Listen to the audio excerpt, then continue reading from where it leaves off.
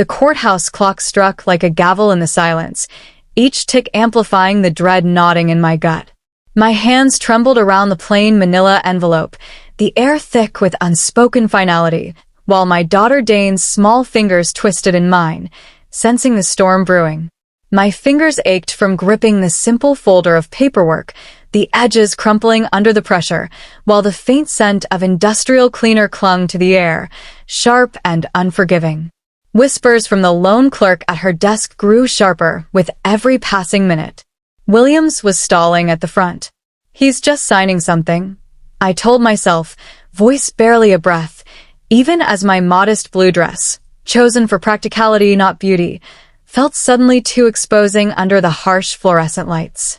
My daughter Dane, barely tall enough to peer over the bench, tugged at my hand in her little sneakers, already restless with the weight, unaware of the fracture lines spiderwebbing through her mother's fragile hope. "Just nerves," I insisted silently. A courthouse wedding was meant to be quick, clean, no fuss, no crowd. But the knot in my stomach tightened. I knew the way he'd avoided my eyes that morning, the hurried excuse about last-minute details for the license. The clerk cleared her throat awkwardly. "Maybe check your phone again," the judge suggested mildly, though his eyes flicked to the clock with growing unease. I'd texted Williams 6 times in the last 15 minutes. The side door creaked open. My pulse spiked, but it was just a bailiff shuffling papers, his face confirming the delay with a sympathetic shrug. "He left a voicemail," the clerk murmured, handing me a scribbled note. "Loretta, I can't go through with this. The single mom thing, it's too much. Too much." That's what Dane had become to him after months of bedtime stories and promises of family trips.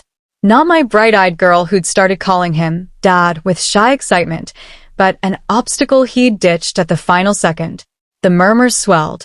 The judge, the clerk, even the security guard in the corner, strangers all, shifting in their seats at this intimate unraveling. Pity burned in their glances, twisting like a knife. I had scraped together every overtime shift for this day, dreaming of stability, of a man who swore he'd step up. "I need to get Dane out of here," I choked out, voice splintering. "I can't let her watch this." As I bent to scoop her up, the main courtroom doors burst open with a resounding slam. Every head snapped around. The sound ricocheted through the empty benches like gunfire, cutting the whispers dead. He strode in like a verdict, tall and unyielding, flanked by men in crisp black suits whose scans of the room were swift and lethal. The leader's tailored charcoal jacket hugged a frame built for intimidation, his dark hair slicked back from features honed sharp, beautiful in the cold way of a blade unsheathed. I didn't recognize him. Not at first. Yet his eyes, storm gray and piercing, locked on me with a familiarity that chilled my blood. "Who?" The clerk started, but I could only stare, frozen. His aura swallowed the space as he advanced down the aisle with measured steps, the subtle click of polished shoes the only sound. His men fanned out, blocking exits with casual efficiency. Time warped under his gaze. I felt stripped bare. The flushed cheeks from unshed tears, the practical dress, now a joke, my raw vulnerability on full display. Humiliation scorched through me, hotter than before. He halted inches away, close enough for the faint trace of expensive leather and smoke to invade my senses, primal and alerting every instinct to flee. "Loretta Moore." His voice rolled low, edged with an authority that demanded obedience. No accent, but pure command. I nodded numbly, the folder my only armor. "Jackson Moretti," he stated, as if the name alone should rewrite reality, and when it didn't register in my shock, a faint crease formed between his brows. "You have no idea who I am." Not a question. I shook my head, clutching Dane closer as she peeked out curiously.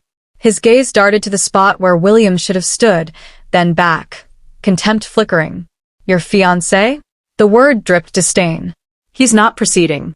"I know," I whispered, the fresh sting of abandonment amplified by this intruder's witness. Jackson's expression hardened. "He funneled funds through me, indirectly. Owes a debt that compounds daily." The room had gone tomb silent. Even Dane hushed, sensing the shift. I don't follow. I managed, striving for steadiness. Williams never. Jackson interrupted seamlessly. The sum is immense. He thought tying himself to you would shield his exit. The blow landed harder than the refusal. Williams hadn't just bailed on Dane and me. He'd entangled us in shadows for his greed. What are you? I demanded, dread coiling tight. His lips curved in dark amusement. A collector of dues. Your fiancé embezzled from my operations. Thought I'd overlook it. But I overlook nothing. Loretta Moore. I had no part in that, I countered, defiance sparking amid the ruin. I know. His stare softened a fraction, catching me off guard. You're the fallout in his vanishing act. He planned a family image while plotting escape with my capital. Every promise crumbled further. His hugs for Dane, vows of forever. Mommy. Dane's tiny voice pierced the haze. She'd wriggled free, approaching with wide eyes, her hand outstretched. Where's Williams? Is the wedding over? Before I could pull her back, Jackson crouched to her height, fluid despite his menace. His men stiffened, hands hovering near coats, but held. Hey, kiddo, he said, tone dialing to something almost tender, intensity banked. What's your name? Dane. I'm 6. She showed 6 fingers, fearless in her curiosity. Are you Williams's boss? A shadow crossed his face. No, not his boss. Dane nodded solemnly. Is that why he ran? Scared of you? A low chuckle escaped him, rich and unexpected, cracking his stoic mask. Spot on, little one. Exactly why. He rose, refocusing on me with that calculating depth. I sensed he saw past the tears, the disarray, to the steel-eyed buried deep. The debt requires settlement, he declared. One form or another. Terror surged. I have nothing. Barely cover rent. I know your circumstances. He cut in, the intimate knowledge sending ice through my veins. Your scraps don't interest me. Then what? Barely audible. Jackson eyed Dane, then the paling judge and clerk, before pinning me again. We'll talk details alone. I'm not leaving with you, I stated, anchoring in Dane's grip. His brow arched, elegant threat woven in. Then bluntly, your fiancé siphoned $3 million. Fled the city, pinning the trail on you. That leaves you as leverage. Gasps echoed faintly. The clerk edged back. You can't, she faltered under his glance. I have an offer, Jackson said, volume low for proximity alone. One that clears the slate and secures your girls tomorrow.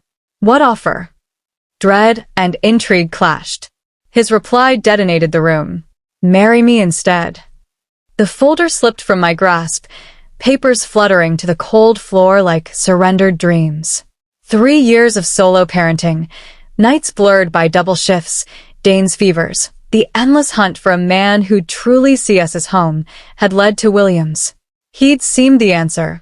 Steady job, warm smiles, promises to build a life without the scars of my past. But as the scattered documents stared up at me, his betrayal sank in deeper than the ultra abandonment ever could. The storm is brewing in the courthouse shadows. Will Loretta survive the lightning strike of Jackson's ultimatum? Subscribe now and turn on notifications to catch every twist in this Mafia romance saga. Drop a comment. What would you do if a devil offered salvation? The folder's contents lay scattered across the tile like fallen soldiers, marriage license, birth certificates, the modest savings bond I'd cashed for the filing fee. Each sheet felt heavier than the last, a paper trail of the future I'd just watched evaporate. Dane's sneakers squeaked as she pressed closer, her small face tilted up at the circle of black suits now forming a wall between us and the exits. Williams had gone rigid beside the judge's bench, sweat beading along his hairline despite the courthouse chill. He bolted. One step toward the side door, then another, shoes slipping on the polished floor. A suited arm shot out, effortless, almost lazy, and hooked him by the collar. Williams dangled like a puppet with cut strings, toes scraping tile. Going somewhere? Jackson didn't raise his voice. He didn't need to. The words carried the weight of a verdict. Williams twisted, face blotching red. This is a mistake, Loretta, tell them. Tell them what? My throat scraped raw. That you left a note? That you ran? Jackson lifted a single finger. The man holding Williams released him. He crumpled, knees cracking against the floor. Another suit produced a leather briefcase, snapped it open with a sound like a gunshot in the hush. Manila folders spilled across the judge's bench, thick, official, stamped in red. Jackson selected one, flipped it open. Crane Construction. Shell accounts. Wire transfers routed through a holding company registered to one Loretta Moore. He turned the page toward me. My signature stared back, looping, familiar, damning. You initialed every page. I lunged forward, Dane's hand slipping from mine. That's not. I signed for the venue deposit, the caterer. Venue deposit, Jackson echoed, voice silk over steel. Caterer. Insurance riders. All conveniently wired to an offshore account in the Caymans. He tapped a line. Your social security number. Your maiden name. Your daughter's birthday used as a routing code. The room tilted. I tasted metal. Those forms had arrived in neat stacks on our kitchen table. Williams sliding them across with a smile, saying they were just formalities. I'd signed while Dane colored beside me, trusting the man who'd promised to read her bedtime stories forever. The judge cleared his throat, robe rustling like dry leaves. I think this falls outside civil ceremony jurisdiction. He was already backing toward his chambers, gavel abandoned. The door clicked shut behind him with cowardly finality. Dane whimpered. I scooped her up, her legs locking around my waist, face buried in my neck. Mommy, why is everyone mad? Sho, baby. It's okay. A lie, but the only armor I had. Williams scrambled to his knees. Loretta, I can explain. Explain forgery? Jackson's tone stayed conversational, as if discussing the weather. He produced another document, bank statement, 6 figures in transfers. Or the part where you used her identity to launder $3 million of my money? Williams' mouth opened, closed. It was a loan. A loan, Jackson repeated, with interest that compounds in blood if unpaid. He crouched, eye level with Williams now. You thought skipping town with a single mom's clean record would buy you time. It bought you an audience. Williams lunged again, this time toward me. Loretta, tell him you knew nothing. A suit intercepted, fist closing in Williams' shirt front. Another produced zip ties. The plastic rasped tight around his wrists. I found my voice. I didn't know. I swear on my daughter. Jackson's gaze flicked to me, unreadable. You're either his partner in fraud, he said, or another one of his victims. The distinction hung in the air like a blade deciding which way to fall. Williams thrashed. He's the devil. His money's cursed. Everyone who touches it ends up dead or in cuffs. Jackson straightened, patience evaporating. Take him. 2 men hauled Williams upright. He screamed, raw, animal, as they dragged him past the bench. His shoes left skid marks on the tile. Loretta, don't let them. The doors slammed. Silence rushed back in, thicker than before. Dane's tears soaked my collar. I rocked her automatically, legs trembling, the scattered papers blurred. My name, my life, reduced to evidence. Jackson remained by the bench, gloved fingers brushing the documents into a neat stack. He didn't look at me yet. $3 million, he said to the empty room, plus interest, plus the insult. I swallowed. I don't have $3 million. No, he agreed. You have something worth more. My pulse hammered against Dane's cheek. You said marry you. That was a starting bid. He turned then, eyes locking on mine. Storm gray, depthless. But first, we establish what's mine to claim. He stepped closer. I backed up until the railing pressed into my spine. Dane lifted her head, stared at him with round, wet eyes. Jackson crouched again, this time to her level. Hey, princess. Softer, the way a wolf might speak to a lamb before deciding hunger outweighed curiosity. You like ice cream? Dane nodded, cautious. Good. My driver keeps pistachio in the car. He glanced at the nearest suit. Take the child. 5 minutes. Playground across the street. The man extended a hand. Dane looked at me. I wanted to scream, to claw, to run, but the zip ties on William's wrists flashed in my mind. The forged signatures. The offshore accounts. "It's okay, baby," I whispered. "Mommy'll be right there." She went. Her sneakers pattered away, swallowed by the closing doors. Jackson waited until the echo faded. Then he picked up the top document, my marriage license application, now smeared with William's sweaty thumbprint. He held it between two fingers like evidence at a crime scene. "You're free of him," he said, "but not of the debt." I lifted my chin. "Then arrest me. Call the police. I'll tell them everything. You'll tell them you signed every page." His voice never rose. "They'll match ink, timestamps, IP addresses from the coffee shop where you used their Wi-Fi to submit the forms. You'll be charged with conspiracy, wire fraud, money laundering. Minimum sentence," he tilted his head, 7 years. "Your daughter enters foster care by Friday." The air left my lungs. I saw it. Dane in a stranger's house, calling someone else mommy. Nightmares.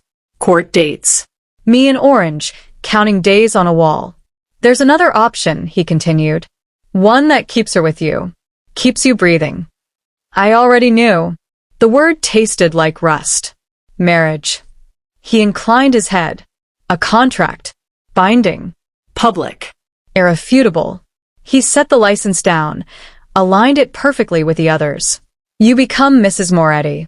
The debt transfers. The paperwork disappears. Your record stays clean. And if I refuse?"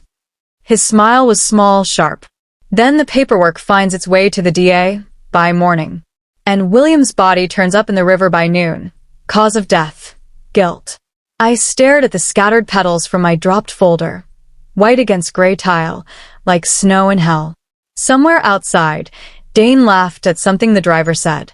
The sound floated through the doors, fragile as soap bubbles. Jackson extended a pen.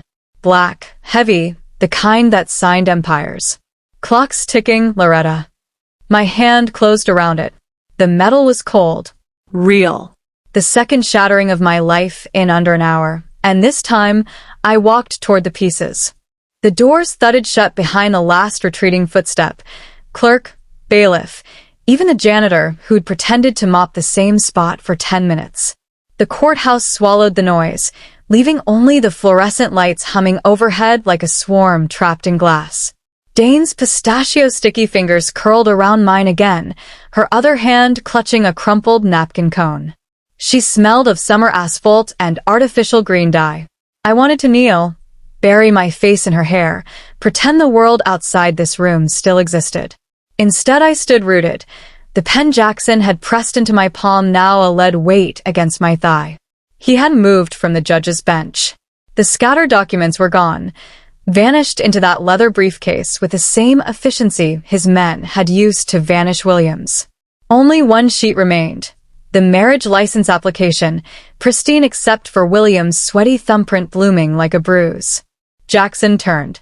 The overhead light carved shadows under his cheekbones, made the storm in his eyes look colder. "Your name's on every file he used." His voice filled the emptiness, without effort. "That makes you responsible." I shook my head so hard the room blurred. "Please, I didn't know." The plea cracked out of me, thin and useless. He watched me the way a chess player studies a board after the opponent's blunder, curious, almost amused. Seconds stretched. Dane's breathing hitched. She pressed closer to my leg. Then you're smarter than I thought." A flicker of something unreadable crossed his face. "You're not begging." The air shifted. Not softer, but different. Like the moment before a storm decides whether to break or pass. I swallowed. "What does that mean?" He stepped down from the dais, shoes silent on the tile. Each stride narrowed the gap until the scent of leather and smoke wrapped around us again. Dane shrank back, but her eyes stayed on him. Wide, assessing, the way children watch wild animals at the zoo. "William's debt is $3 million," he said, "plus interest. Plus the cost of my patience." He stopped an arm's length away. "That debt is now yours." My knees threatened to fold. I don't have. Unless, he continued, as if I hadn't spoken, you agree to different terms. The word hung between us, unspoken but deafening. I already knew it. Still, when he said it, the world tilted. Marry me. Simple. Flat. A command wrapped in velvet. And I'll protect you and your daughter. Dane's grip tightened. I felt her heartbeat through my dress, rabbit fast. Mine matched it. I stared at him. The absurdity should have been laughable. Mafia boss, courthouse, ice cream bribes, forged millions. But his face was stone. No es Mirk. No Winnick. Just the same unblinking certainty he'd worn when ordering Williams dragged away. You're insane, I whispered. Practical. He tilted his head. You don't want to go to prison, Loretta. Quieter now, almost conversational. And I don't want to send a child to foster care. The words hit like gunfire, sharp, precise, straight through the ribs. I saw it in flashes. Metal bunk, orange jumpsuit, Dane's tiny silhouette on the other side of a plexiglass divider. Her voice muffled, asking why Mommy couldn't come home for her birthday. The social worker's clipboard. The foster mother's stranger's smell on her clothes when I finally got her back, if I ever did. My lungs forgot how to work. Dane tugged my sleeve. Mommy? Jackson crouched again, bringing himself eye level with her. The movement was smooth, deliberate, like everything else he did. Remember the pistachio? His voice gentled, but the edge never left. Best in the city. My drivers got more in the car. Dane glanced at me, uncertain. I managed a nod. She hesitated, then let go of my hand and took the 3 steps to him. He didn't touch her, just pointed toward the side exit where the suited driver waited, engine idling beyond the glass. Go on, princess. 5 minutes. Your mom and I need grown-up talk. She went. The door side shut. We were alone.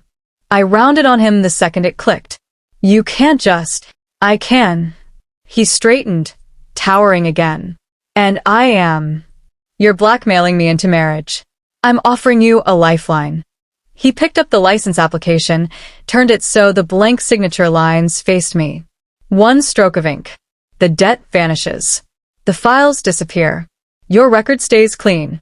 Dane keeps her bedroom, her school, her mother. And I become what, your prisoner? Protected. The word cracked like a whip. No one touches what's mine. Mine. The possessive sliced deeper than any threat. I rubbed my arms, suddenly freezing despite the stuffy air. There has to be another way. There isn't. He set the paper down, aligned the pen beside it. Refuse, and the DA gets the package by sunrise. William's corpse floats in by lunch. You'll be processed before Dane finishes her ice cream. I stared at the pen. Black. Heavy. The kind that signed empires or cages. How do I know you'll keep your word? His eyes narrowed. Because I don't bluff. A beat. And because I don't need to. You'll sign or you won't. Either way, the outcome is the same for me.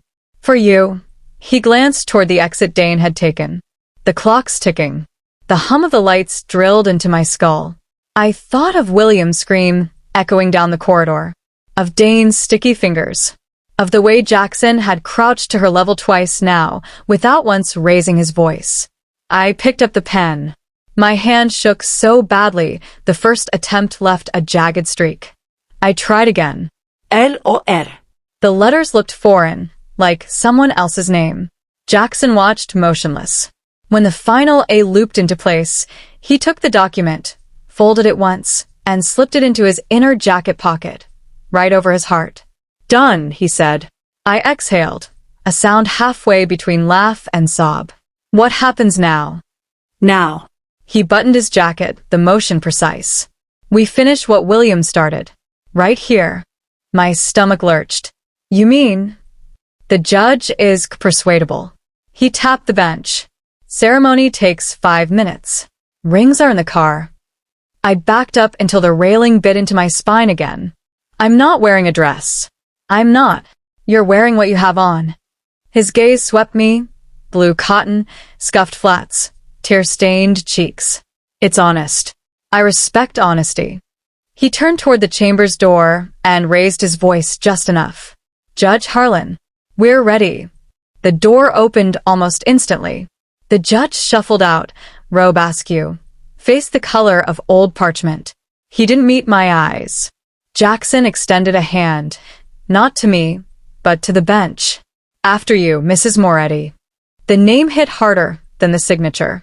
I looked at the exit, at the pen still warm in my grip, at the man who now owned my future because I'd chosen my daughters. I walked forward on legs that didn't feel like mine. The judge took his place, hands trembling over the book. Jackson stood beside me, close enough that his sleeve brushed my arm, heat seeping through wool and fear. Dane slipped back and then, driver shadowing her. She carried a second cone, half melted, and offered it to me with sticky solemnity. For you, Mommy. I took it. Pistachio. Absurdly sweet. The judge cleared his throat. Dearly beloved, or, parties present. Jackson's voice cut in, low and steady. Skip to the vows. The judge swallowed. Do you, Jackson Moretti, take this woman? Ido. The words rang against the tile, final as a gavel. The judge turned to me. His eyes flicked to Jackson, then away. Do you, Loretta Moore, take this man? My tongue stuck to the roof of my mouth. Dane licked her cone, watching. Jackson didn't look at me. He stared straight ahead, jaw set, waiting. I thought of foster care forms, of William's scream, of the way Jackson had said princess without sneering. Ido, he whispered. The judge exhaled like he'd been holding his breath for years. By the power vested in me, albeit under duress, I pronounce you husband and wife. No kiss. No applause. Just the hum of the lights and the drip of melting ice cream on tile. Jackson turned to me then. For the first time, something almost human softened the storm in his eyes. Welcome to the family, Loretta. He offered his arm. I stared at it. Expensive wool, steady, lethal. Dane tugged my sleeve. Mommy, can we go home now? Home. The word cracked something open inside me. I took Jackson's arm. My fingers barely spanned half his forearm, but the grip was iron. Not yet, baby, I said. My voice didn't shake anymore. First, we keep you safe. Jackson led us toward the exit. The driver opened the door. Sunlight sliced in, blinding after the fluorescent gloom. I stepped over the threshold, out of the courthouse, into whatever waited beyond. Behind us, the marriage license lay on the bench, ink still wet. Ahead, the city swallowed us whole. The courthouse doors sighed shut behind us, sealing the fluorescent hum inside like a tomb. Sunlight hit me like a slap. Too bright, too normal after the dim siege of the courtroom. The black SUV idled at the curb, engine purring low, driver's eyes forward. Jackson's hand rested at the small of my back, not pushing, just there. A reminder. Dane skipped ahead, pistachio cone forgotten on the steps, already sticky and melting. Mommy, look. The car's bigger than our apartment. I wanted to run. The instinct clawed at my spine. Grab her hand, dart between the pillars, lose ourselves in the crowd across the street. But the suited shadows detached from the walls, forming a loose perimeter. Escape was a fantasy. One wrong step and Dane paid the price. Jackson opened the rear door. Leather seats, chilled air, the faint scent of new money. He waited. I climbed in, Dane scrambling after. The door thunked shut, the world outside muted to a watercolor blur. He slid in beside me, close enough that our knees brushed. The partition rose with a whisper, sealing us in privacy. Why me? The question burst out before I could cage it. You could buy silence. Buy forgiveness. Why marriage? He studied the city sliding past the tinted windows, skyscrapers, food trucks, people who'd never know how fragile their safety was. I don't take money from liars. His voice was quiet, almost reflective. I take something worth keeping. The words settled between us like a blade on silk. Worth keeping. Not me, us. Dane's laughter as she pressed her nose to the glass. My fight to keep her world intact. You're giving me until sundown, I said. It wasn't a question. He nodded once. The judge will be back at 6. Ceremonies scheduled. Rings are sized. He reached into his jacket, produced a small velvet box. Snapped it open. 2 platinum bands, simple, heavy, cold. Try it. I didn't move. And if I refuse? The city lights flickered across his face. Then the files hit the DA's desk at sunrise. William's body surfaces by noon. You'll be in processing before Dane finishes breakfast. Dane turned from the window. Mommy, are we going home? Soon, baby. My voice cracked. I pulled her onto my lap, her warmth anchoring me. The driver took a corner. The rings glinted in the box like tiny handcuffs. Jackson closed it. Sundown, Loretta. The SUV stopped in front of my building, peeling paint, buzzer that never worked, the neighbor's bass thumping through thin walls. Home. Or what had been. He didn't follow us out. Just watched from the shadowed interior as we climbed the stairs. The door shut behind us with a finality that echoed the courthouse slam. Inside, the apartment smelled of mac and cheese and crayons. Dane kicked off her sneakers, beelined for her toy kitchen. I sank onto the couch, the rings box burning a hole in my pocket. Hours bled away. Sun dipped behind the projects, painting the walls orange, then purple. I paced. Packed a go bag, unpacked it. Called my sister, voicemail. Texted William's old number, undelivered. Every escape route looped back to the same dead end. Dane's face on a missing child poster. Or worse, in a system that chewed up kids like her. The courthouse doors sighed shut behind us, sealing the fluorescent hum inside like a tomb. Sunlight hit me like a slap. Too bright, too normal after the dim siege of the courtroom. The black SUV idled at the curb, engine purring low, driver's eyes forward. Jackson's hand rested at the small of my back, not pushing, just there. A reminder. Dane skipped ahead, pistachio cone forgotten on the steps, already sticky and melting. Mommy, look. The car's bigger than our apartment. I wanted to run. The instinct clawed up my spine. Grab her hand, dart between the pillars, lose ourselves in the crowd across the street. But the suited shadows detached from the walls, forming a loose perimeter. Escape was a fantasy. One wrong step and Dane paid the price. Jackson opened the rear door. Leather seats, chilled air, the faint scent of new money. He waited. I climbed in, Dane scrambling after. The door thunked shut, the world outside muted to a watercolor blur. He slid in beside me, close enough that our knees brushed. The partition rose with a whisper, sealing us in privacy. Why me? The question burst out before I could cage it. You could buy silence. Buy forgiveness. Why marriage? He studied the city sliding past the tinted windows, skyscrapers, food trucks, people who'd never know how fragile their safety was. I don't take money from liars. His voice was quiet, almost reflective. I take something worth keeping. The words settled between us like a blade on silk. Worth keeping. Not me, us. Dane's laughter as she pressed her nose to the glass. My fight to keep her world intact. You're giving me until sundown, I said. It wasn't a question. He nodded once. The judge will be back at 6. Ceremonies scheduled. Rings are sized. He reached into his jacket, produced a small velvet box. Snapped it open. 2 platinum bands, simple, heavy, cold. Try it. I didn't move. And if I refuse? The city lights flickered across his face. Then the files hit the DA's desk at sunrise. William's body surfaces by noon. You'll be in processing before Dane finishes breakfast. Dane turned from the window. Mommy, are we going home? Soon, baby. My voice cracked. I pulled her onto my lap, her warmth anchoring me. The driver took a corner. The rings glinted in the box like tiny handcuffs. Jackson closed it. Sundown, Loretta. The SUV stopped in front of my building, peeling paint, buzzer that never worked, the neighbor's bass thumping through thin walls. Home. Or what had been. He didn't follow us out. Just watched from the shadowed interior as we climbed the stairs. The door shut behind us with a finality that echoed the courthouse slam. Inside, the apartment smelled of mac and cheese and crayons. Dane kicked off her sneakers, beelined for her toy kitchen. I sank onto the couch, the rings box burning a hole in my pocket. Hours bled away. Sun dipped behind the projects, painting the walls orange, then purple. I paced. Packed a go bag, unpacked it. Called my sister, voicemail.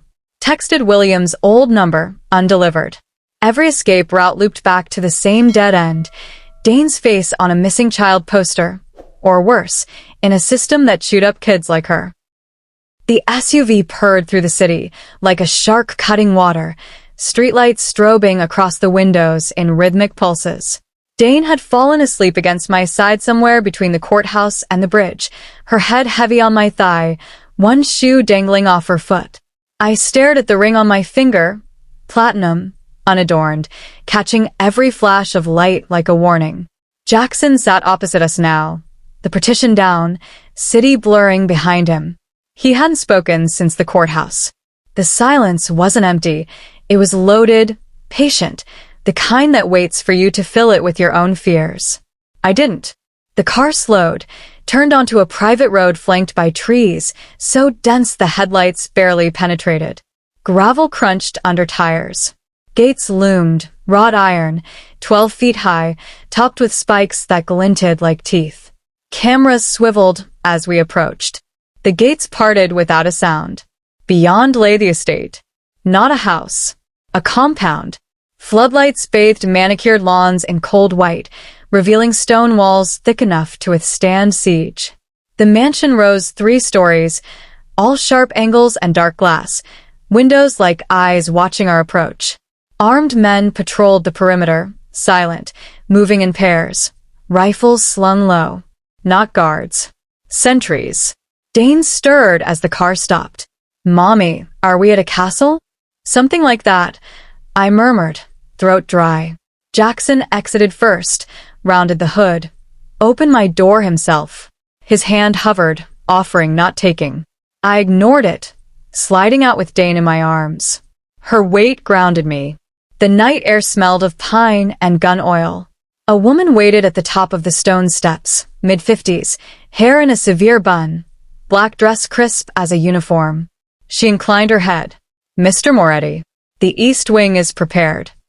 "Mrs. Valendi," he acknowledged. "This is Loretta." "And Dane." The woman's eyes flicked to me, assessing, not unkind, then softened on Dane. Welcome, ma'am. "Little miss, I'll have cocoa sent up." Dane perked. "With marshmallows?" "Mini ones," Mrs. Valeni said, a ghost of a smile. "They melt better." We entered. The foyer swallowed sound. Marble floors veined in gold, a chandelier the size of a car dripping crystal. Staircases curved up either side, like wings. Staff moved through the shadows, maids in gray, men in suits, all pausing to nod at Jackson. None met my eyes for long. Dane's mouth formed a perfect O. "Mommy, it's like a hotel for giants." Jackson's lips twitched. "Tour later. Bedrooms first." He led us up the left staircase. Portraits lined the walls, stern men in suits, women in pearls, all sharing the same sharp cheekbones. Morettus. The weight of generations pressed down with every step. Our wing, east as promised, was a suite of rooms connected by a private hall. Dane's came first, pale pink walls, a canopy bed draped in white, toys already arranged on shelves. A stuffed wolf the size of a toddler sat in an armchair, wearing a bow tie. "For me?" Dane whispered, awed. Jackson shrugged. "Guessed your size." She launched herself at the wolf, hugging it fierce. I wanted to warn her, don't trust gifts, don't trust him, but the joy on her face was a knife. She'd had so little. My room adjoined hers through a connecting door. Larger. King bed with posts thick as my wrist, windows overlooking the rear grounds, pool lights shimmering below, another patrol walking the tree line. The bathroom alone was bigger than our old apartment. Everything smelled of cedar and lemon polish. I set Dane's bag down. Bath, then bed. She didn't argue. The excitement had burned through her reserves. Jackson lingered in the doorway. "Dinner's at 8. Dining room, ground floor. Mrs. Valeni will watch Dane if you prefer." "I'll eat with my daughter." He nodded once and left. The door closed with a soft click that felt final. Dane fell asleep mid-story, wolf tucked under her chin. I sat on the edge of her bed long after, watching her chest rise and fall. The room was too quiet, no traffic, no neighbors arguing through walls. Just the faint tick of a clock somewhere and the occasional creak of the house settling. I slipped out barefoot, needing air that didn't taste like captivity. The hallways stretched dark and endless. Sconces cast pools of light every few yards. I followed the curve, drawn by voices, low, male, around the corner. Never seen him like this, one said. Brought them straight here. No hotel, no safe house. Kid's cute, the other grunted. Mom's got fire. Didn't cry once. Boss don't bring women here. Ever. This one's different. Different how? A pause. He looked at the kid like she was made of glass. And the mom, he didn't bark orders. Just waited. Footsteps approached. I pressed into an alcove, heart hammering. The guards passed without seeing me, continuing their patrol. He's never brought a woman here before. The words looped, unsettling. I'd expected a revolving door of mistresses, not this. Whatever this was. Dinner was served in a room that could seat 30. A single table set for 3. Jackson at the head, Dane to his right, me opposite.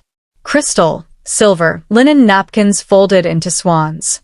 Roast chicken, tiny potatoes glazed in rosemary, carrots cut into stars for Dane. She giggled when she saw them. I took the chair farthest from Jackson. He noticed. Didn't comment. Mrs. Valeni hovered, serving with silent efficiency. Dane chattered about the wolf. His name is Sir Fluffington, he's a knight. And Jackson listened, cutting her meat into bite-sized pieces, without being asked. His hands were large, scarred across the knuckles, but precise. Gentle. I picked at my food. The chicken tasted like ash. Halfway through, Jackson spoke. You'll learn soon, Mrs. Moretti. His voice carried easily across the table. No one touches what's mine. I flinched. The fork trembled in my hand. Mine. The word branded hotter than the ring. Dane looked up. Does that mean Sir Fluffington too? Jackson's mouth curved, almost a smile. Especially Sir Fluffington. Conversation lapset. The staff cleared plates, brought dessert, chocolate mousse in glass cups. Dane spooned hers with glee. I pushed mine away. Jackson watched me over the rim of his wineglass. You're not eating. I'm not hungry. You'll need strength. For what? He set the glass down. Tomorrow, we register the marriage publicly. Press release. Security briefings. Dane starts at St. Augustine's in the morning, private, gated, best teachers in the state. I set straight. You enrolled her without asking? I anticipated your priorities. His tone never shifted. Safety. Education. Stability. Dane yawned, mousse on her chin. Mrs. Valeni appeared as if summoned by the sound, lifting her gently. Bath time, little miss. Then stories. Dane waved sleepy fingers. Night, Mommy. Night, Mr. Jackson. The door closed behind them.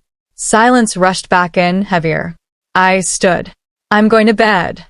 Jackson rose too, fluid, blocking the path without seeming to. One more thing. He crossed to a sideboard, opened a drawer, withdrew a slim black phone. Yours. Encrypted. My number's the only one programmed. You need something, anything you call. I took it. Our fingers brushed. Static sparked at my arm. He didn't step back. The house is locked down at night. Motion sensors, infrared, dogs in the kennels. You're safe. Safe, I echoed. Or trapped. His eyes narrowed. There's a difference? I held his gaze. One has doors that open from the inside. For a moment, something flickered across his face. Surprise, maybe respect. Then it was gone. Doors open when I say they do. He stepped aside. Good night, Loretta. I walked past him, spine straight, bare feet silent on the marble. His gaze burned between my shoulder blades until I turned the corner. Back in my room, I locked the connecting door to Dane's, then the hall door. Pointless, probably. I paced. The phone buzzed in my hand. Unknown number, sleep. Tomorrow changes everything. I stared at the screen. Typed. Who is this? 3 dots. Then, your husband. I threw the phone onto the bed, like it burned. Later, unable to settle, I slipped into the hall again. The house breathed around me. Pipes ticking, wind against windows. I found a balcony overlooking the rear grounds. Moonlight silvered the pool, the hedges, the endless lawn. Footsteps behind me. I tensed. Jackson. He leaned against the railing beside me, hands in pockets. No jacket now, just shirt sleeves rolled to the elbow, tie gone. The scars on his forearms caught the light. Couldn't sleep, he asked. Hard to relax in a fortress. He huffed a sound that might have been laughter. You'll adjust. Will I? I turned to him. Or will you break me first? His head tilted. I don't break what's mine. I protect it. There it is again. Mine. I hugged my arms. I'm not property. No, he said softly. You're leverage. Then collateral. Now, he stopped. Now what? He looked out over the grounds. Now you're the woman who stood in a courthouse and signed her name without begging. The one who looked me in the eye and demanded terms. A pause. Now you're the mother of the child asleep down the hall with a wolf night. I swallowed. You don't know me. I know enough. His voice dropped.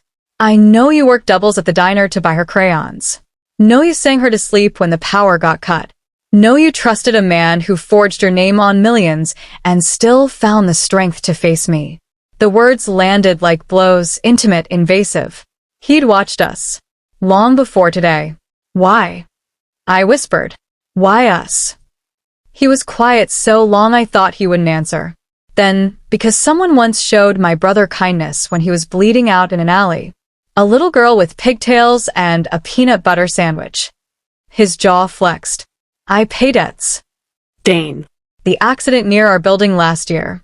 I remembered the blood. The sirens, her small voice offering lunch to a stranger. I stared at him. That was my driver, my blood. He pushed off the railing. Some debts can't be settled with money. He walked away, footsteps fading into the house. I stayed on the balcony until the sky paled, the ring heavy on my finger, the word mine echoing in 1,000 new shades. Morning crept in through bulletproof glass, pale and polite. I woke before Dane. The sheets too smooth, the silence too complete. The ring on my finger caught the first shaft of light and threw it back like a dare. I slipped from bed, bare feet on chilled marble, and padded to the connecting door.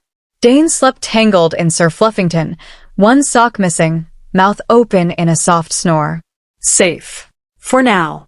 I needed answers that didn't come gift-wrapped in platinum. The house was already awake. Staff ghosts in the corridors, maids with eyes down, a gardener trimming hedges with shears that looked sharp enough to open arteries. I found the kitchen by following the scent of coffee and bacon. Mrs. Valeni stood at the island, slicing strawberries with military precision. Coffee, she offered without looking up. Information, I said. She paused, knife hovering. Mr. Moretti takes his black. 2 sugars for the child. I'm not asking about breakfast. Her gaze flicked to the doorway, then back. Some questions get you answers. Others get you watched closer. A man entered, tall, scarred, the driver from yesterday. He poured coffee into a to-go cup, nodded at Mrs. Valeni, and left. The cup steamed with the same scent that had clung to Jackson in the courthouse. Dark roast, smoke, danger. I followed him. He moved like he owned the shadows, down a service corridor, past a gem where 2 men sparred in silence, fists thudding against pads. Through a side door into the east garage. 6 black vehicles, polished to mirrors. He slid behind the wheel of the 3rd SUV, engine purring awake.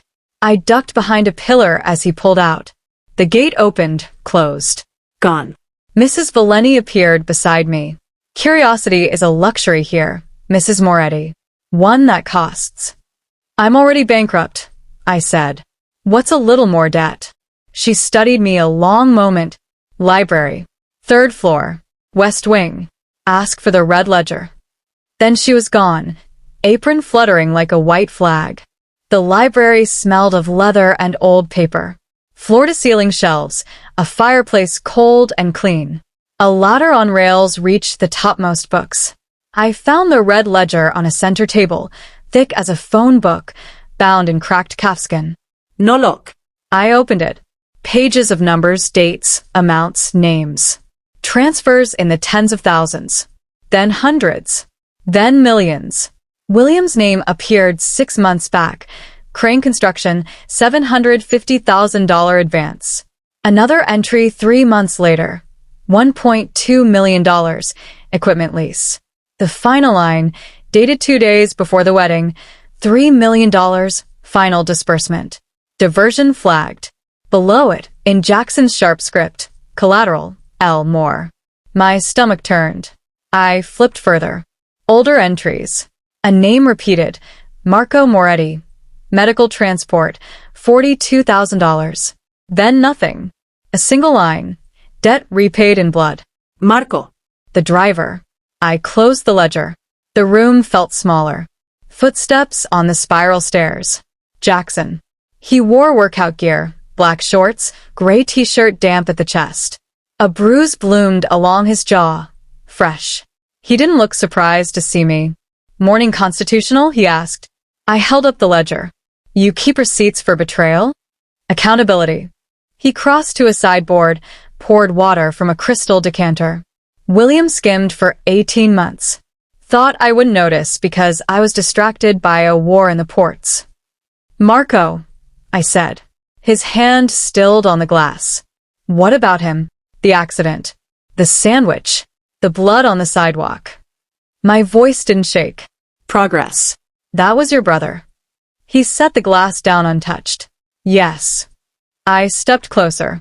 A year ago, your driver, your brother, was bleeding out 3 blocks from my apartment. Dane saw him, gave him her lunch, sat with him until the ambulance came. I swallowed. And you've been watching us ever since. He didn't deny it. Why marriage? I pressed. You could have paid me, sent flowers, a thank you note and a college fund. Why this? He turned then, fully facing me. The bruise looked worse up close, purple edging to green. Because kindness is rare in my world, and rarer still when it's freely given. His voice dropped. A year ago, your daughter saved my brother's life. She gave him her lunch while he bled on the sidewalk. That driver was my brother. The words hung between us, softer than I'd ever heard him. Almost human. I stared. You don't forget kindness, Loretta. Not even from a child. He nodded once. I don't forget debts either. Williams took $3 million. But the real theft was thinking he could touch what I decided to protect. Protect. I laughed, sharp and bitter. You don't marry people to thank them. You marry them to control them. His smirk was slow, lethal. Then you'd better learn how to control me back. The air crackled. I felt it, the shift, the challenge. He wasn't just a wall anymore. He was a door. Locked, but with a key somewhere in the mechanism. I set the ledger down. Where's Marco now? Upstairs. Recovering. You'll meet him when he's ready. And Williams, handling loose ends, his tone flattened. He won't surface. I didn't ask for details. Some truths were better buried. He moved past me, close enough that the heat of his skin brushed my arm. At the door, he paused. Dane has a riding lesson at 10. The stables are heated. She'll need boots, size 2, pink if we have them. Then he was gone. I found Dane in the breakfast nook, demolishing pancakes shaped like stars. Mrs. Valeni hovered, refilling orange juice. Jackson was absent. Mommy. Dane waved a sticky fork. Sir Fluffington ate 3 pancakes. He's a growing wolf. I kissed the top of her head. Save room for riding. Her eyes went saucer-wide. Horses. Big ones. Mrs. Valeni set a plate in front of me. Eggs, toast, bacon arranged like a smiley face. I ate mechanically. The food was perfect. Everything here was. After breakfast, I wandered again. This time to the stables, a cathedral of wood and hay, horses nickering in stalls the size of living rooms. A groom led out a chestnut pony, saddle tiny and pink. Dane squealed. I watched from the railing as she was lifted on, helmet strapped, the groom leading her in slow circles. Jackson appeared beside me, arms crossed. "She's a natural," he said. "She's 6. Old enough to learn balance. Young enough to forget fear." I turned to him. "What happens when she asks why we're here? Why the gates? The guards?" He didn't look at me. "We tell her the truth in pieces she can carry. Daddy's job keeps bad people away. This house is our castle. The rest comes later." "Daddy," I echoed. The word tasted foreign. He met my eyes then. She started it in the car. I didn't correct her. I didn't know what to say. The groom waved Dane over for a trot. She bounced fearless. Jackson's phone buzzed. He glanced at the screen, jaw tightening. Business. He walked away. I watched the space he left behind, the way the groom straightened when he passed, the way the horses flicked ears in his direction. Power, leashed but palpable. That afternoon, I found Marco. He was in the solarium, glass walls, plants dripping green, a hospital bed disguised as a chaise. For stand hidden behind a palm. He looked like Jackson but softer, same cheekbones, but eyes warm where Jackson's were storm. A scar ran from his temple into his hairline, fresh pink. "You're Loretta," he said when I entered. Voice raspy but kind. "Dane's mom." I nodded. He smiled. "She saved my life." Sat right there on the curb, shared her PB&J, like it was Sunday brunch. Sang me a song about rainbows till the sirens came. He gestured to a framed photo on the side table. Dane, age 5, pigtails, jelly on her chin, sitting beside a bleeding man in a suit. My heart stopped. "I didn't know," I whispered. Jackson did. Marco's eyes crinkled. He doesn't forget. Doesn't forgive either. But this, he tapped the photo. This was different.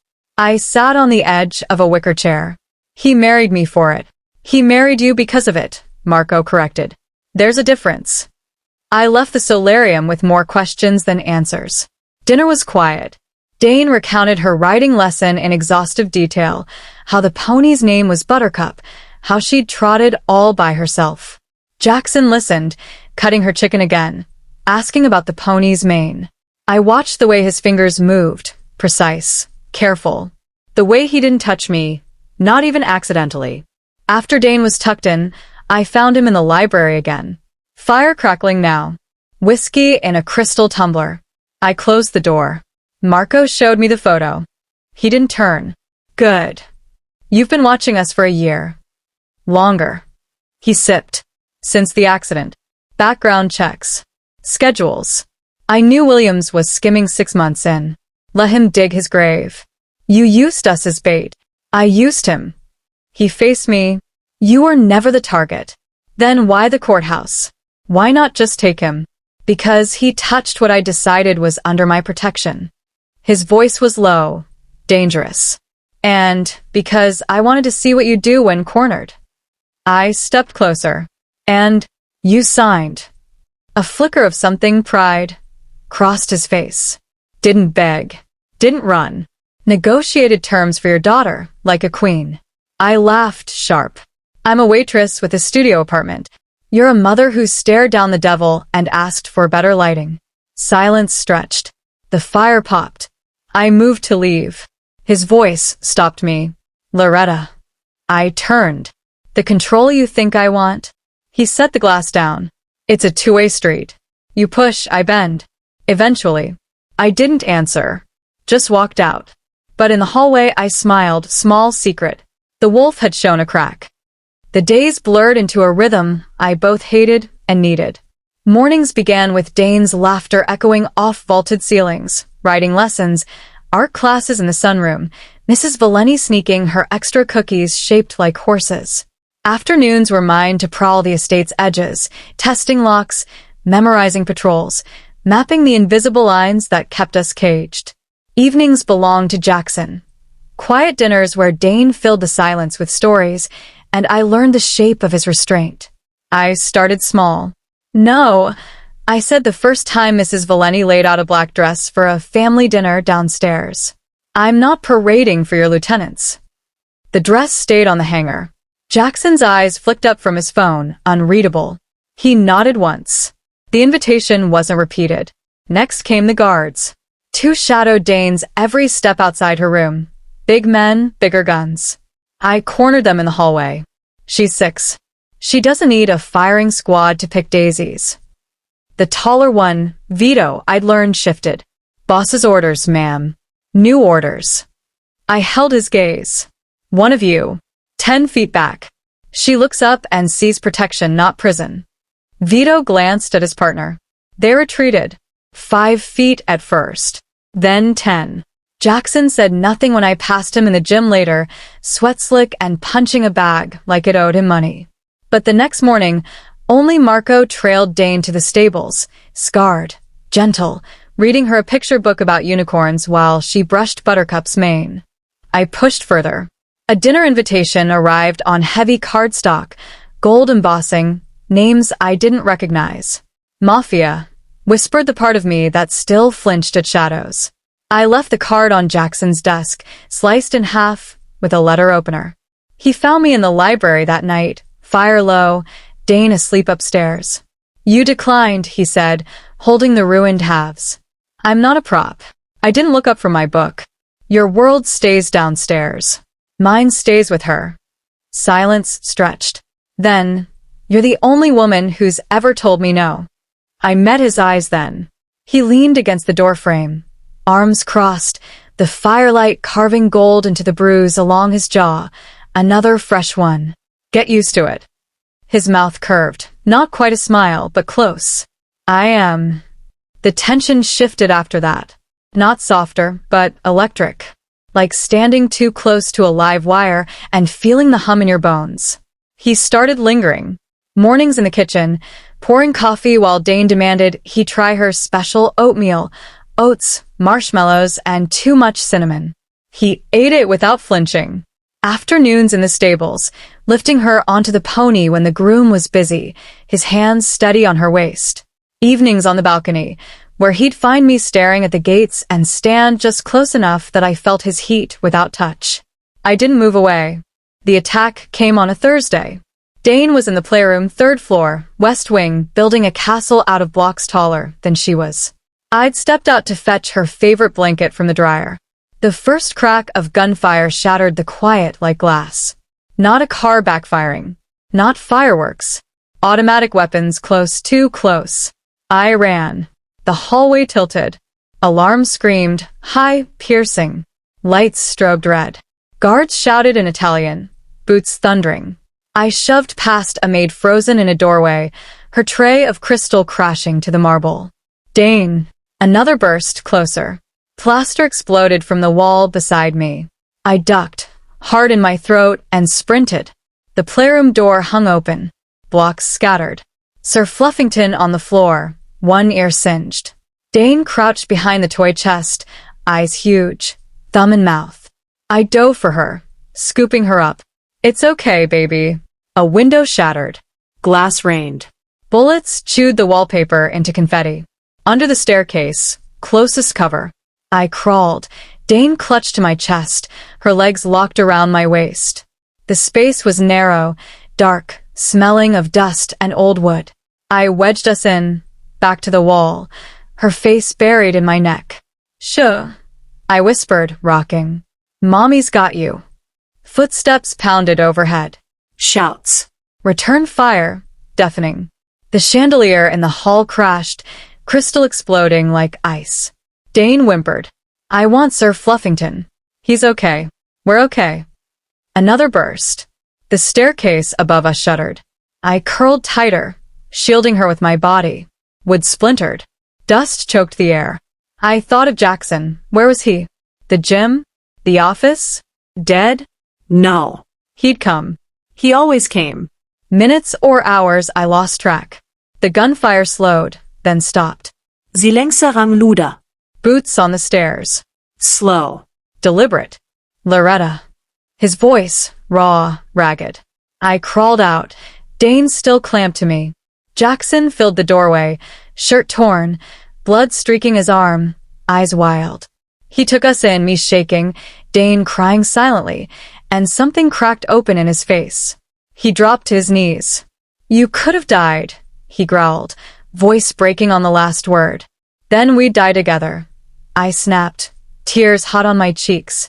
He reached for us, hesitated, then pulled us both into his arms. Hard. Desperate. His hand cupped the back of my head, fingers trembling in my hair. Dane's small arms looped around his neck. "I've got you," he murmured into my shoulder. "Both of you." I believed him. Later, after the medics, the cleanup, the whispered reports, rival family, breach in the south fence, 3 dead on their side, 2 of ours. Jackson carried Dane to her room. She was asleep before he laid her down, thumb still in mouth, Sir Fluffington tucked under her chin. Someone had retrieved him, ear stitched with black thread. I stood in the doorway, watching him pull the blanket to her shoulders. His hands, those lethal, precise hands, lingered, smoothing a curl from her forehead. He turned. The hallway light carved shadows under his eyes. "Your arm," I said. "Grazed." "Nothing." I stepped closer. "You're bleeding on the carpet." He looked down, shrugged. "It's dark. Won't stain." I took his hand, first time I touched him without force or fear, and led him to the bathroom. The first aid kit was military grade, stocked like a trauma center. I cleaned the wound, antiseptic sharp in the air. He didn't flinch. "You should have run," he said quietly. "Safe room. Basement." I wasn't leaving her. "I know." I wrapped the bandage tight. "Who were they?" "Old debt. Thought the wedding made me soft." His laugh was bitter. "They were wrong." I tied off the gauze. "And now they're ash." He caught my wrist before I pulled away. "Loretta." I met his eyes. The storm was still there but banked, waiting. "I crossed lines today," he said. "Brought this to your door." To hers. "You didn't start the fire." I fed it. His thumb brushed my pulse. "I'll end it." I didn't pull away. How? By finishing what I started the day I walked into that courthouse. His grip tightened, not painful. "No one touches what's mine." There it was again, mine. But this time, it didn't sound like a brand. It sounded like a vow. I leaned in, slow, deliberate, and pressed my forehead to his. "Then keep us alive, Jackson Moretti. Or I'll haunt you." His breath hitched. Then his arms came around me, careful, like I might shatter. I didn't. I held on. We stood like that until the house quieted, the blood dried, and the distance between us burned away in the space where trust was forged. The mall smelled of cinnamon pretzels and overpriced perfume, a bubble of normalcy I'd clawed back inch by inch. Dane skipped ahead, hand in mine, eyes wide at the holiday displays, twinkling trees, mechanical Santas, a choir of animatronic reindeer. She wore the pink puffered jacket Jackson had delivered that morning, tags still dangling. I'd rolled my eyes, but sipped it anyway. It was warm. She was happy. "Mommy, can we get cocoa with the tiny marshmallows?" After the bookstore, I promised. One news story for Sir Fluffington. She squealed, tugging me toward the escalators. Marco trailed 10 feet back, close enough to intercept, far enough she didn't notice. Jackson's compromise after the attack. I'd stopped arguing. We were halfway down the children's aisle, Dane buried in a pop-up book about dragons, when the uniforms appeared. For officers, vests bulky, hands on holsters. Shoppers parted like water. "Loretta Moore?" My stomach dropped. "It's Moretti now." "Hands where we can see them." Dane peeked around my leg. "Mommy." I knelt, forced a smile. "It's okay, baby. Grown-up stuff." Rough hands yanked me up. Cuffs snapped cold around my wrists. The metal bit. "Loretta Moretti, you're under arrest for conspiracy to commit wire fraud, money laundering, and..." The words blurred. Cameras flashed, phones, not news crews. Yet. A mother nearby gasped, pulled her kid away like crime was contagious. Dane's face crumpled. "Mommy." Marco surged forward, but an officer blocked him. "Back off." I twisted. "Marco, get her out of here." Take her to Jackson. They dragged me past the dragons, past the reindeer, past Dane's sobs echoing off glass. The bookstore's holiday music kept playing, jingle bells, cheerful and obscene. The holding cell smelled of bleach and despair. Concrete bench, graffiti hearts, a toilet in the corner with no lid. I sat in my jeans and sweater, the pink puffer confiscated as evidence. Hours ticked by on a wall clock with one hand missing. They fingerprinted me, photographed me, asked the same questions in rotation. Did you sign the documents? Yes, but were you aware of the offshore accounts? No, I thought. Your husband, Jackson Moretti, is he the mastermind? I laughed then, sharp and broken. Ask him yourself. They didn't like that. Bail hearing was a blur. Prosecutor in a cheap suit, waving stacks of paper, my signatures, Williams' statements, bank records. Flight risk. Ties to organized crime. My public defender, a kid fresh from law school, stammered about due process. Jackson arrived like a storm front. Suit midnight black, eyes thunder. He didn't sit in the gallery. He stood at the bar, arms crossed, radiating fury leashed so tight the air crackled. The judge, an older woman with steel glasses, didn't flinch. Mr. Moretti, this is highly irregular. My wife, he said, voice low, is not a flight risk. She's a mother. Release her on recognizance. Now. The prosecutor opened his mouth. Jackson's gaze flicked to him once. The man paled. Objection withdrawn, he muttered. The gavel fell. Released. Conditions: no contact with co-conspirators, surrender passport. I walked out in borrowed courthouse slippers, Jackson's hand at my elbow. The cold bit as we stepped into the parking lot. Paparazzi swarmed, real ones this time. Questions shouted like bullets. Mrs. Moretti, did you launder millions? Is your daughter safe with a mobster? Jackson's arm slid around my waist, shielding. Marco opened the SUV door. Dane launched herself at me from the back seat, face streaked with tears. Mommy, they said you were bad. I held her so tight she squeaked. I'm here, baby. I'm okay. Jackson's jaw was granite. Drive. The estate gates closed behind us like a vault. I carried Dane inside, her legs wrapped around my hips, face buried in my neck. Mrs. Valeni took one look and whisked her away for bath and cookies. I stood in the foyer, shaking with rage that had nowhere to go. Jackson loosened his tie. Williams. It wasn't a question. I rounded on him. He sold me out. For immunity. Said I was your accomplice from day one.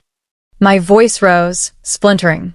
They cuffed me in front of her, my baby, while Christmas music played. He flinched, actually flinched. You promised me safety, I screamed, shoving his chest. He didn't move. And all you gave me was another prison. The words echoed off marble, off portraits of dead Morettis who'd probably done worse. I hit him again, fists useless against wool and muscle. He let me.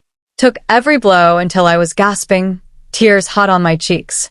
When I stopped, chest heaving, he caught my wrists, gentle, damn him. I don't know how to love gently, he said, voice raw. But I never lied about keeping you safe. I stared at him. The perfect suit was rumpled, tie askew, eyes bloodshot. A cut above his eyebrow wept slow red. He'd been in a fight. For me. You burned the precinct down, I whispered. Not a question. Metaphorically. His mouth twisted. The prosecutor's on suspension. The arresting officers are on desk duty in Siberia. Williams, he stopped. Tell me. Found him in a motel outside Jersey. Begged. Cried. Offered to turn state's evidence on me if they dropped your charges. Jackson's laugh was hollow. They took the deal. I took him. I swallowed. Is he alive? Barely. Talking to people who matter more than cops. His thumbs brush my knuckles. Your name's clear by morning. Record expunged. Press release at noon. Mistaken identity. Overzealous investigation. I pulled away. And Dane? She saw. Mrs. Valeni's handling bedtime. Story about a princess who fought dragons and won. He stepped closer. Tomorrow, we take her to the aquarium. Normal. Safe. I hug my arms. There is no normal anymore. He was quiet so long I thought he'd leave. Then, there's us. I looked up. The monster was still there, sharp edges, blood under his nails, but beneath it, something cracked open. Fear. Real fear. Not of rivals or bullets, but of losing what he'd claimed. I saw the boy he must have been once, before the scars and the empire. The one who'd watched his brother bleed out and vowed no one he loved would ever again. I didn't forgive him. Not yet. But I stepped into his space, rested my forehead against his chest. His heart thundered under the ruined shirt. His arms came around me, slow, careful, like I was the dangerous one. We stood in the foyer until the chandelier dimmed to night mode, until Dane's laughter drifted down from upstairs, until the house settled around us like it had always been home. The courthouse looked smaller in the winter light, stripped of the frantic heat that had soaked the day I was abandoned and claimed in the space of an hour. Snow dusted the steps, the columns, the brass railings, thin, clean, like someone had tried to erase the stains of the past. Dane's boots crunched as she hopped from footprint to footprint, pink mittens leaving tiny prints beside Jackson's larger ones. She didn't remember this place the way I did. For her, it was just another adventure with Mommy and the man who cut her pancakes into stars. I remembered everything. The hearing room was the same, wood paneling scarred by years of gavels, the judge's bench looming like a throne. But the players had changed. No nervous clerk, no trembling bailiff. Just Jackson's men lining the walls, silent, suits pressed sharper than knives. William sat shackled to a chair in the defendant's box, face swollen, one eye sealed shut. He looked smaller than the man who'd promised me forever and left a note. Jackson stood beside me at the plaintiff's table, hand not quite touching my back. He hadn't spoken since we left the estate. Dane sat on a bench behind us, swinging her legs, Sir Fluffington tucked under her arm. Mrs. Valeni had tried to keep her home. I'd refused. This ended with all of us present. The prosecutor, a new one, crisp suit, no sweat, laid out the charges like cards: fraud, laundering, conspiracy. William's confession spilled from the pages, how he'd forged my name, used Dane's birthday as a pin, planned to vanish to Belize with the cash. Every word a nail in the coffin he'd built for himself. Then the twist. Mrs. Moretti, the prosecutor said, turning to me, as the primary victim of identity theft, the state offers you the floor. Any statement. Cameras weren't allowed, but the room felt crowded anyway. Eyes on me. Jackson's men, the judge, Williams whimpering through split lips. Jackson's hand brushed mine, a silent question. Your call. I stepped forward. The wood floor creaked under my boots, new ones, Italian leather, another gift I hadn't asked for. My voice didn't shake. Let the law deal with him. Quiet, steady. I'm done being part of anyone's debt. A ripple went through the room. The prosecutor blinked. William sagged, relief or terror, I couldn't tell. Jackson's fingers tightened around mine for a heartbeat, then released. The judge nodded. So noted. Mr. Crane, you'll be remanded for sentencing. Court adjourned. Gavel down. Final. We walked out into the cold. Dane ran ahead, chasing snowflakes with her tongue out. I paused at the top of the steps, the same spot where Jackson had first said marry me like a threat. The wind whipped my coat, long, black, another silent apology from his closet. Jackson stopped beside me. You could have had blood. I had enough of it. I watched Dane spin in circles, mittens flapping. Vengeance is just another chain. He was quiet. Then, you freed yourself today. I turned to him. The bruise from the mall arrest had faded, but new shadows lived under his eyes. Sleepless nights, phone calls at 3 a.m., the weight of an empire that never rested. He looked human. He refused to marry you, he said, voice low. I won't. He extended his hand, no cuffs, no ultimatum. Just open, scarred, steady. Stay because you want to, Loretta.